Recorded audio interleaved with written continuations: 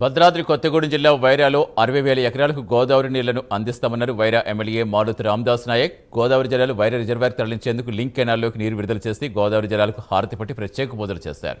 వైరా నియోజకవర్గంలో జూలూరుపాడు, ఎన్కూరు, కొణిజర్ల, వైరా మండలాల్లో రైతులు భూములకు నీటిని అందిస్తామన్నారు.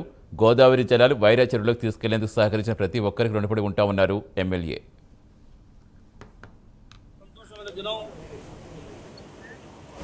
ఏదైతే జూలూరుపాడు, ఏన్కూర్ ఈ రెండు మండలాలు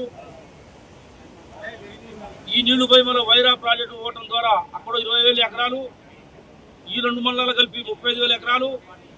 దీని ద్వారా మళ్ళా పైన కొణిజర్ల బార్డర్లో ఈ నీళ్లు సాగర్ నీళ్ళని బేస్ చేసుకొని ఒక లిఫ్టు, దాని తర్వాత మళ్ళీ ఘాట్ రోడ్డు, ఆ పైన కింద ప్రాంతం పోవడానికి ఒక లిఫ్టు. దాని ద్వారా మొత్తం 60,000 ఎకరాలకి వైరా నియోజకవర్గంలో ఉన్న రైతాంగానికి భూములకు నీళ్ళు ఇచ్చే కార్యక్రమం చేపట్టడం జరిగింది. ఏదైతే ఈ నియోజకవర్గ ప్రజలు ఏ ఆశతోని, ఏ ఉద్దేశంతో, మంచి పని కోసం